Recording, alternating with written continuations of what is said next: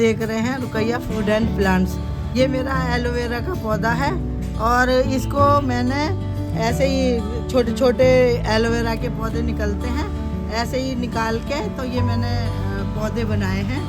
इस तरह इसके नीचे से पौधे निकलते रहते हैं, तो हम इनको निकाल के ऐसे, मैं तो अलग गमले में निकाल के इनको लगा देती हूँ। और एक व्यूअर की फरमाइश भी थी कि मुझे एलोवेरा के बारे में बताएं। इसको उगाने के लिए ना मिट्टी ना काफ़ी नरम होनी चाहिए, जब भी इसके बेबीज निकलते हैं। अगर ये सख्त मिट्टी होगी ना फिर इसके बेबीज नहीं निकलेंगे।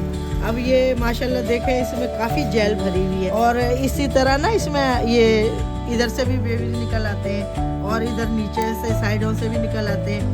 इसकी ना बस मिट्टी आपने सॉफ्ट रखनी है, मिट्टी हार्ड होगी ना फिर ये बेबीज नहीं निकलेंगे। और पानी बहुत ज़्यादा नहीं इसको देना, पानी अगर ज़्यादा दिया ना तो ये इसकी जड़ें गल जाती हैं। और इसको गर्मियों में गर्मी से बचाना है। अगर गर्मियों में इसको बाहर धूप में रखेंगे ना तो ये जिस तरह ये है ना, ये इसके यहाँ से ये जलना शुरू हो जाता है। इसको सर्दियों में धूप में रखना है आपने और गर्मियों में शेडी एरिया में रखना है, फिर ये आपका माशाल्लाह बहुत अच्छा चलेगा।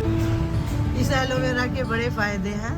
अगर इसका जूस बनाकर पिया जाए तो हमारी डाइजेशन के लिए भी बड़ा मुफीद है और ये ब्लड शुगर वालों के लिए भी बड़ा फ़ायदेमंद है। जेल भी इसका काफ़ी बालों के लिए बड़ा अच्छा होता है। ये स्किन प्रोडक्ट में भी काम आता है। अगर हमारे चेहरे पे दाने वगैरह निकल आते हैं तो इसकी जेल को इस्तेमाल किया जाता है। ये मॉइस्चराइज़र के तौर पे भी काम करता है। हम ग्लिसरीन और ये एलोवेरा जेल और कई चीज़ें मिक्स करके हम फेस पे भी लगाते हैं। ये इसको इस तरह काट के और ये हम इसकी ये जेल निकाल लेते हैं। अगर स्किन जल जाती है तो हम इसकी ये जेल भी इस्तेमाल कर सकते हैं। हम इसकी जेल में चीनी मिक्स कर फेस स्क्रब के लिए भी इस्तेमाल कर सकते हैं।